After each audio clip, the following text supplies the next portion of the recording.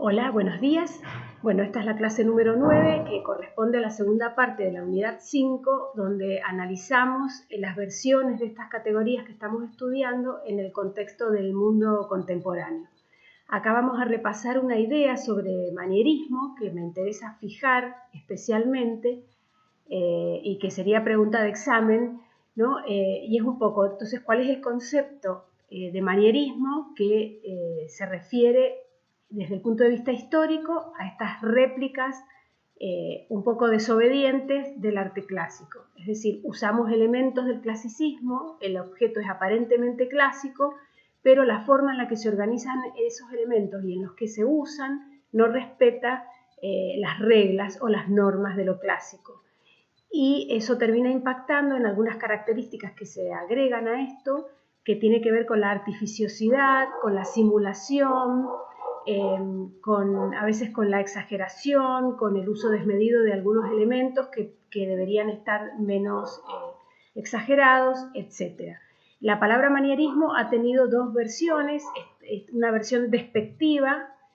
Cuando se decía manierismo de manera despectiva se refiere a esto, ¿no? A personas que se apropian o hacen uso de un estilo, pero que como no respetan, digamos, los órdenes o la idea rectora del estilo, con lo cual se hacía referencia a esa apropiación de ese estilo desobedecida, digamos, como algo que estaba mal.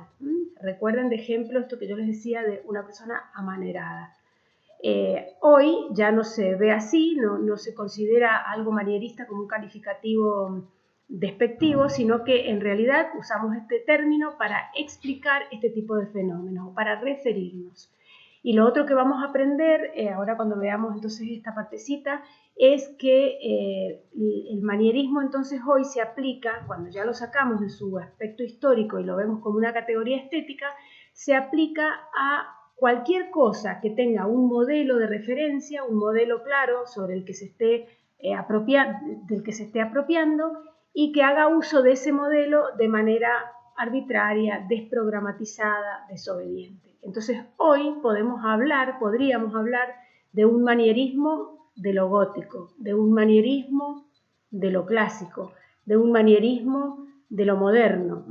Podemos ver este fenómeno como una manera de apropiación de estilos o corrientes o movimientos artísticos a partir de estos procesos de manipulación de sus formas o de algunas de sus partes sin respetar los programas que le dieron origen. Es una característica muy marcada en las sociedades coloniales como la nuestra, que tienen una fuerte adicción y una fuerte relación con los modelos de referencia, con los modelos que provienen de los centros del mundo, de los lugares de los que la información se recibe y se exporta. Entonces, en general, el consumo cultural y las prácticas culturales de los países periféricos, como hemos sido nosotros y como han sido casi todos los países que fueron colonizados en algún momento de su historia, tienen marcada tendencia a estas prácticas manieristas. Yo les puse acá algunas imágenes un poco más simpáticas para que no nos aburramos tanto viendo cosas solo de arte, y les puse algunos ejemplos de manierismo en la moda. Pueden buscar ustedes, es interesante ver cómo algunos diseñadores de moda toman elementos sueltos de momentos de la historia, sean las telas, sean las capas, sean, no sé, los trajes de los reyes, los bordados, algunos elementos que se reinventan y se combinan de manera arbitraria, ecléctica. Entonces lo que nosotros vemos es como un clima de época, identificamos que estamos frente a un objeto apropiado del pasado o de una película o de un disfraz o de alguna cultura, pero vemos que ese objeto está estetizado, sofisticado, manipulado de manera nueva, digamos, de manera apropiada, que no respeta el contexto específico en el que ese objeto o esa forma o esa textura tenía su origen. Yo les he puesto acá varios ejemplos, algunos hacen referencias a algo más romántico, pero en todos los casos pasa eso, ¿no? Hay una reminiscencia de algo que que corresponde con otra época y que no identificamos claramente cuál, porque no es una investigación como se hace en el cine cuando se hace una ambientación de época, donde es muy importante que la recreación sea realista. En este caso hay una apropiación de formas a la manera de un manierismo de lo romántico, un manierismo de lo barroco, un manierismo de lo gótico. Y después les puse estos otros trajes que son mucho más exagerados, donde vemos también esas reminiscencias convertidas en cosas de más sofisticación, más rebuscados, más complejos. Son grandes marcas de la moda, todas.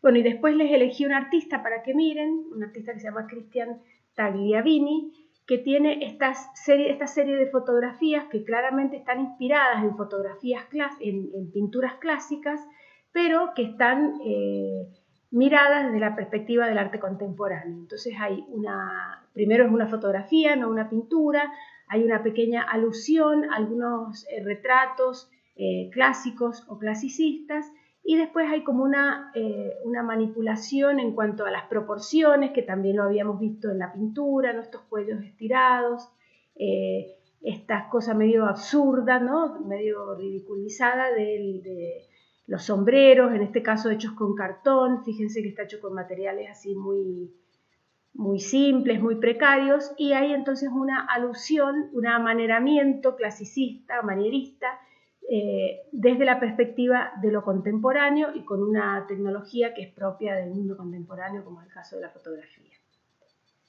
Son muy interesantes las imágenes, yo lo elegí para darles alguna referencia. Pueden mirar también a la artista Nicola Costantino, que tiene una serie muy interesante de fotografías inspiradas en obras clásicas también, o buscar referencias en películas o en artistas contemporáneos. Después podemos indagar un poquito más en eso si a alguien le interesa este tema para trabajar.